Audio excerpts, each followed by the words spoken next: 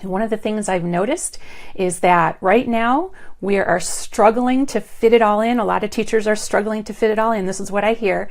And we're spending a lot of time at school preparing our lessons for each week, and we're getting tired and burned out. And October is not a time you want to get tired and burned out because we have a long way to go. So I thought I would share some of my best tips for helping you cut down on the time that you spend planning each week. And one of the ways that I found that really helps save me a lot of time is to organize my classroom cabinets, my supplies, because my philosophy is that when you're super organized, you spend less time searching for stuff so you can get your things together quickly. So that's what I'm going to show you tonight. I've shown you one of these storage cabinets before, but I don't think I've shown them all to you. So we have an entire wall of cabinets here in my in-home preschool classroom. I taught public pre-K for 20 years, and now I have this very small in-home classroom. It's 13 by 13. We've given a tour before, so you can go back to the Facebook page and search videos to see that. So without further ado, let's look at the storage cabinet. Any questions so far, Tom? No? Okay. I hope you guys can see me. Are they at least saying where they're from? Nobody say, how many does it say are live? 141 and growing. And you can't see any comments? Yeah, the comments people are saying okay. They like the teaching track. Okay, great.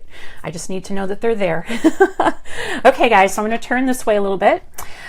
So the first thing I'm going to show you is books, okay? So one of the things I noticed when I was getting my lessons ready for each week was that I would run around the classroom searching for the books that I needed. Like I needed a certain number of books each day, and so I would run around and pull the books out, and then I couldn't find them. So I decided to organize them into these little tubs. And on the front of each tub, there's this little clear pocket thingy. It sticks on to the front.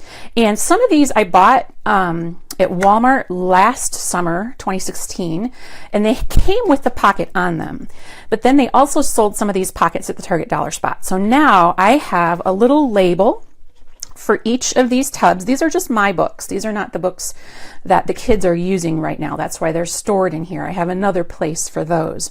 But when I'm planning, and let's say we're going to be learning about the ocean next week, I pull this tub off the shelf and I can just pick out the books that I'm going to use, and I pop them into a tub with all my weekly resources and activities that I need. So you can see we have a lot of tubs here. I wanted to get all the same color, but I couldn't find that number of tubs. And over here on this side, start with the yellow and then go down. You can see my finger now. So sometimes if I have extra books or new books that are waiting to be cataloged or put into a box, then I stick them off to the side there. So that is how I store the books. So these little labels here, just in case anyone was asking, the little labels are available in my store. I put a link in the description. So because I promoted Tom to cameraman, he's not here dropping links tonight, and so I figured you all would appreciate having not having a shaky cam and having the links in the description instead, so we changed it up. So these are in my store. They're editable, and they are just for the book storage tubs. I have had people use them and type in their own language if they taught in a different language, or they have used them for kids' book tubs too. It's up to you how you choose to use them, but they are sized to fit on the end of these little tubs. And they had these in the Dollar Tree this summer.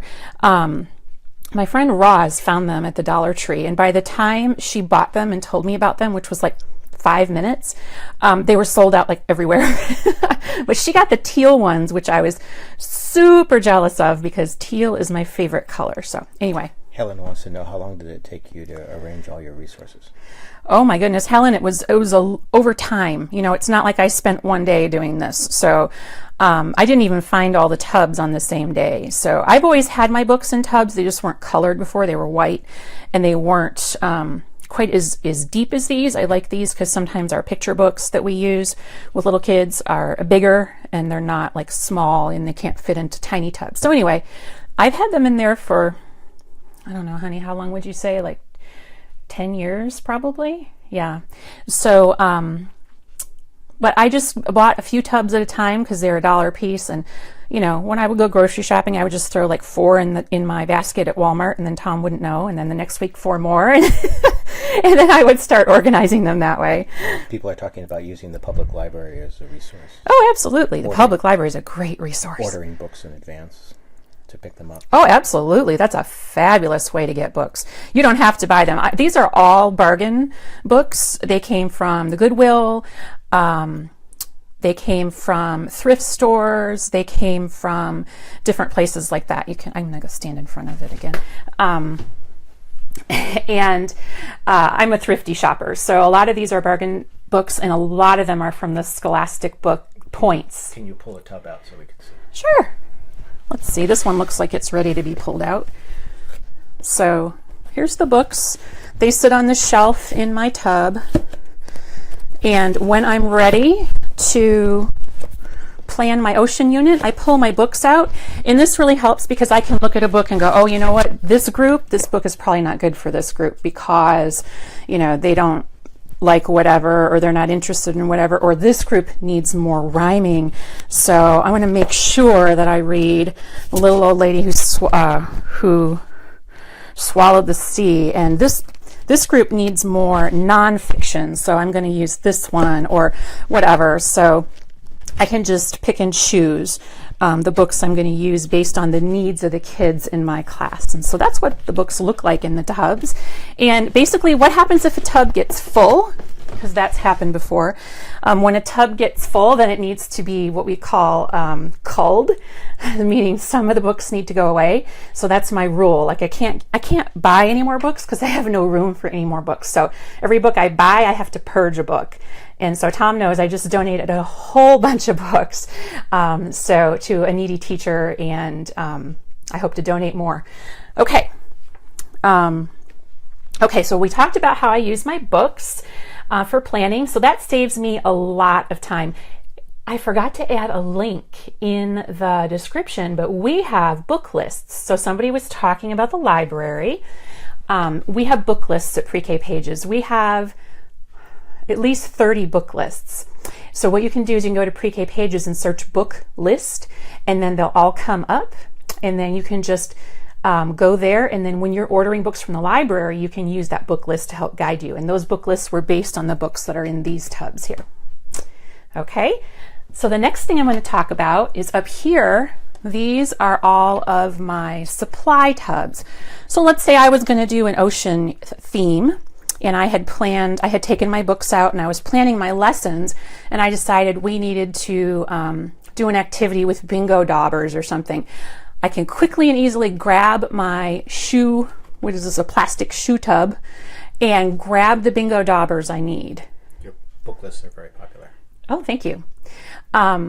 Craft sticks, you know, we always use craft sticks in preschool, right? So I can grab the craft sticks, the masking tape, the pencils, these are extra pencils, coffee filters. Coffee filters are your best friend if you haven't discovered those yet. They're super cheap. Cotton balls, glue sticks, ribbon and twine, clothespins. I always try to have a thing of, I use clothespins like, I don't know what, like they're going out of style. Pom-poms, scissors, buttons, dry erase, tape, stickers, pipe cleaners. I have more. They're in other cabinets that I'll show you in a minute. I have my yarn canisters, and then all of my bulletin board border, I put in these frosting containers. So I cut just a little tiny piece off, and I put it on the frosting container, and then I roll them. I know that's not everyone's favorite way to do it, but it's the way that I like to do it because I don't like digging for them. I like to see them all right here. So these labels, in case anyone is wondering, these are also in my store. Now, if you're a member of the teaching tribe, you just go over to the vault and grab those right now. You can grab the book labels and you can grab your supply labels over in the vault. They're both editable, so you can use your own language there. These are super helpful. These labels are helpful not just for me as the teacher, but also for a substitute teacher or any other adult that helps out in your room. So Sometimes you have a sub in there, and the sub would love you if you use labels on your shoe tubs like this. So again, I didn't buy these all at once. I didn't go to like Dollar Tree and buy 50 of these. It was gradual over time. I would go there and I'd be spending $10 or $20, you know how it is, and I would throw 4 of these in the cart. Give an example of how you use coffee filters. Oh, coffee filters are awesome for snack, first of all. Anytime you have a small snack like Cheerios, Goldfish, popcorn, they're great for popcorn. They're my snack bowls. If you're doing a craft activity and you want to use some wiggly eyes or small pieces of any kind, even paper, they can go in the coffee filters for individual kids or small groups of children, and they just make a great way to contain things. And then, of course, they're used in art all the time. So I pretty much buy coffee filters at least once a month, and they come like packs, so what, 200, 250, 500. Walmart's a great place to get them too. So absolutely, coffee filters are your friend. Okay, so that's this cabinet. Now I'm going to show you underneath over here. So under here we have more. This is just a continuation of what you saw in the other one. No books, but just arts and crafts types of supplies. These don't have the fancy labels, things like duct tape, paintbrushes, buttons, more buttons. Can you tell I have a lot of buttons? Some of these tubs are duplicates. My paper bags, my brown and my white bags, plates and cups. You can see I have 2 things of cups. You never can have too many cups. Chalk, more clothespins. You see this is the duplicate place. Straws, all kinds of stuff, and some odds and ends. And I do have locks for these cabinets that I put on when children are in the room, so they can't get in there. But instantly able to find what I need when I need it really quickly. Any questions about these, Tom? No, they love the organization. Okay.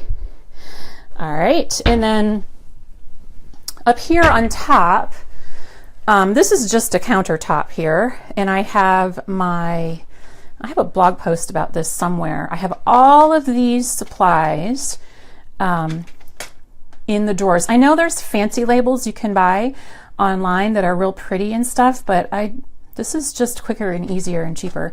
I'm not going to spend a lot of time cutting out fancy labels and then decide that I want to change colors or something.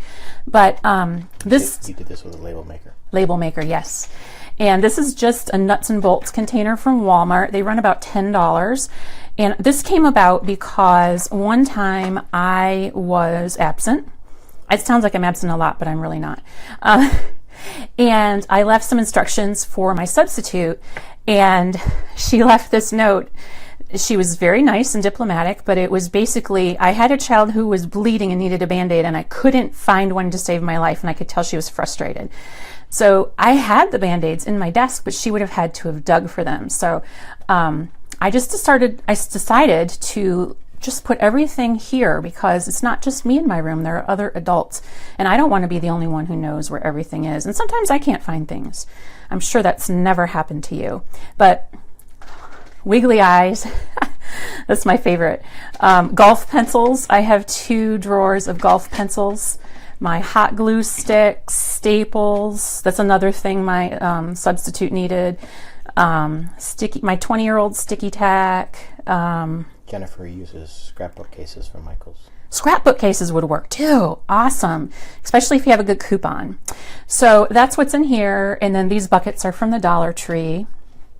And I made these pens by cutting up flowers from the dollar store and taping them on. This thing here, this silver thing, is a tray from IKEA, but you can use a cookie sheet too. I used to have a cookie sheet here. And then that's the remote control to the TV. And these are just little things I got from Daiso. These things are from Daiso. And then over here we have one with my Japanese erasers. I did a whole broadcast on that. You can go back and watch that on the Facebook page in the videos section. But these are Japanese erasers from Daiso in here. And so each drawer has erasers. I would use these with 4-year-olds who are learning about letter sounds. That's what I use them for. And then up here is just display. Up here on the shelves, that's just to look at. It also hides my laminator. I got this new laminator from Amazon. It's a Scotch brand, and it's really small and low profile, so it hides up there. So this is just decoration. Anything that's above their eye level, which all of this is just for me. If anyone wants to know if they ever climb up here, I know, because I tell them no. Have they ever climbed up here? No. I just tell them right up front, we don't climb up there. Homeschooling mom says this organization tips are very useful for her. Oh, perfect. Wonderful. I'm so glad you find them helpful. Okay, so here is the other mystery cabinet that I've never shared with anyone before. So over here on these doors, I found these little baskets at Daiso. They have 3M hooks on the back, and they just hang on the door because this was all dead space from here to here. So I found these baskets to store things I use a lot. I use a lot of Ziploc bags, so I put them here. These are made to be used in the pantry for spices, just FYI. Oh, and I added these 3M hooks. These didn't come with them. So the basket has little holes. I put 3M hooks on here, and then I hung on the basket, and I put something really light in there because this space is dead. When I shut the cabinet, it wasn't being used, so I wanted to utilize that. Up here we have paper, because we all know how much we love to use paper. I've got some construction paper, tissue paper, cardstock, scrapbook paper. I use that sometimes. What is Daiso? Daiso is a Japanese dollar store. I think they're only in 3 states right now, but they're expanding quite quickly. Spell it. D-A-I-S-O.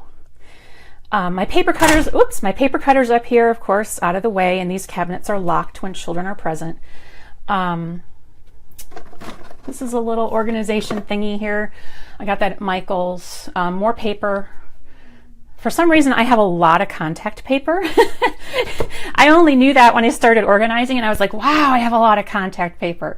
I use it for all sorts of things, like covering the backs of cabinets and cookie trays and all that good stuff. You can get it at Walmart. I even covered the doors of this cabinet with it at one time, just to give it some visual contrast. Here we have, this is all like fine motor and Play-Doh and cookie dough, Play-Doh cookie cutters. So here we have all the fine motor tools that they might need if they were going to be playing with Play-Doh. I could pull out what I needed from here, or a sensory table. So I have all my stuff for sensory tools and Play-Doh in there. Target has shower caddies that look like Oh, Target has shower caddies that look like that. Cool. Yeah, it's a pretty common thing. I think you'd probably find it anywhere, but I just happen to find them there. I've got all my cookie cutters. I have like hundreds of cookie cutters, so lots of those. And then my dough stampers from Lakeshore. I can't live without those. Down here, some of you will be interested to know, I have my chip clips in a container. All my chip clips. I've done a broadcast where we talked about those last year, but I love these for fine motor and finger plays, oral language, storytelling, retelling. And then here, this label keeps coming off, but these are some more sensory table tools that I have that I can pull out whenever I need them. It's really heavy though, because I have some moon sand in there. I can't pull it out very far. But there's funnels and scoopers and Easter eggs. They love those. Turkey basters, all kinds of cool stuff I can pull out when I need. Down there, some magnetic, well, not some, but a lot of magnetic letters. Yeah, you can get down there. And some bulletin board stuff, just things you might use on a bulletin board. Not necessarily borders, but other stuff, like letters and things like that. Down in the bottom is a hot mess. That's my big books. That's just a hot mess. And then up here, we have mostly science. This whole side is science. So these are a lot of my chip and dip trays from the Dollar Tree that I use for invitations to play with Play-Doh or fine motor. And they come in a lot of different colors for seasons and themes. Beth says she wants your classroom.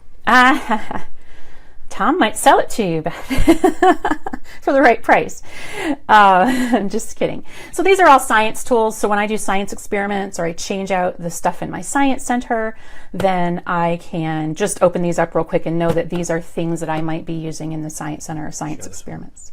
Show one? Yeah. That one's heavy. This one might be better. So in here, I have some Instant Snow, or Insta Snow, I should say. That's the brand name. I've got things for textures and weight, feathers, touchy-feely, what do you call that, fur, some test tubes from the Dollar Tree, some prisms, food coloring. I always seem to use a lot of food coloring in the Science Center, so I have an extra set of food coloring in there. It's just easy to throw an extra set in your grocery basket when you go to the grocery store. Where did you get the snow? The snow says Hobby Lobby on it, and it's old, but it only takes a little bit, so I don't use a whole lot. So that's just some of the things I have in there. It's not super neatly organized inside the tub, but it works. And then the next 2 rows are all stuff to make discovery or sensory bottles. This is kind of a sick obsession. I don't blog about it often, but I love these things so much. I've been making them for, I want to say 13 or more years, probably more than that. And I just have so many supplies. So here's some of the fillers. This one's really heavy. I'm not going to get it out, but there's rice and perler beads. And this one has, has my, it's not a rain stick. It's what kind of water bottle is that? Voss. Oh, a Voss water bottle. They're plastic. There's all kinds of bottles that are already made. I have my test tubes, my mini soda bottle test tubes, and there's more moon sand. I got a lot of that. These are all things I would just use, of course, food coloring. Look at all of my glitter glue. I have a whole container of glitter glue. This one's really heavy too. And these are all things you would use to make a sensory or a discovery bottle.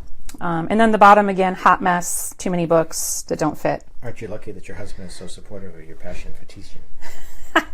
You can aim it up here again. Here, I am over here. Did he pay you to say that? I think he paid you to say that. Claire says her kids love sensory bottles. Yes, sensory bottles and discovery bottles are very fun and engaging for little kids, and the possibilities are really endless. You can do whatever you want with them and make them whatever you want to make them. So if your kids are interested in pumpkins or leaves or glitter or bright colors, whatever they're interested in, you can make a sensory bottle for that. Super easy. So that's why I have like a whole part of my cabinet dedicated to sensory bottle or discovery bottle supplies. So, and then we have some more of those, or one more of those little baskets over here. And this was for the little containers of glitter, like this. I got a really cool deal at not Five Below, Tuesday Morning a couple years ago. I got like 30 of these in a big package for like $7, and it's that really fine glitter. And so I have a whole bunch of glitter in here, and these are just the little containers. This is great for sensory bottles too, but they were taking up space in the other bins, so I just put them in their own, because you can't have too much glitter, right? There's no such thing as too much glitter. Helen made the rainbow sensory bottles, and the kids love them. Oh, you did? That's wonderful. Maybe you could do a sensory bottle live. I have done a few sensory, I think at least one sensory bottle live. I did like a whole bunch of different bottles in one broadcast. So if you go to the Facebook page where you are right now and you click on the videos tab, you can go through and watch that again. Now, if you're a member of the Teaching Tribe, we have all of those things archived, all of those videos archived for you and organized. One other thing I wanted to mention in that I updated my presentation schedule, my workshop schedule for 2017-2018. So we're going to go ahead and kick that off on November 3rd in Longview, Texas at the Methodist Preschool Teachers Conference. And there's a link in the description above. So if you're in that area and you want to go, check it out. Then December, I think 2nd or 4th, something around that time, on a Saturday, I'll be in Oakland, Unified School District in Oakland, California. That's open to the public. My friend Drew has opened that to the public. He's such a great guy. It's going to be a great event. It's a full day with me. And then in February, I have the Southern California Kindergarten Association Conference for preschool, pre-K, TK, and kindergarten teachers. I'll be there for 2 full days. And then I'll be at Frog Street Splash this summer in July. We'll have meetups at a lot of these different places, and of course I'll be adding to my schedule as we go. So I hope that I will get to meet you at one of these events or at one of the meetups. If you can't go to the event, that's fine. What is the Teaching Tribe? The Teaching Tribe, good question. The Teaching Tribe is my premium membership site for teachers just like you. Teachers of preschool, pre-K, kindergarten, Head Start, in-home childcare, and more. Members of the Teaching Tribe have access 24/7 to all of the paid printables at Pre-K Pages, which is it's more than $32 now because I added $8 worth of stuff to it over the weekend. So $940 worth of printables that you can use to help you teach better, save time, and live more. Then we have our on-demand video trainings. We have 40 for you to view right away. And then tomorrow we'll have 41 because tomorrow is our Power Hour. Teaching Tribe members, don't forget. And then we also have our supportive community of new and veteran teachers, a safe haven for asking and answering questions. And then we have other benefits like twice yearly book discussions, professional book discussions, prizes and contests and all that good stuff. We're currently closed to new members, boo-hoo, but you can put your name on the waiting list. I'll come back and add a link in the description wherever you're watching from so that you can get on the waiting list and be notified the next time we open doors. So I want to thank everyone for joining me. So you have seen all of my inside storage, but Tom and I are working on a special project in the garage. So we are totally revamping our storage in the garage because I have a wall and a half of storage out there. So we've been gradually going through and purging. How many bins do we get rid of, Tom? Like 6 big bins? So we're downsizing that to make it more manageable. And that's where all the other stuff that I have that I use to teach with for themes and stuff goes. It goes outside in the garage. So another broadcast, make sure that you're signed up for our text alerts so that you'll know whenever we go live.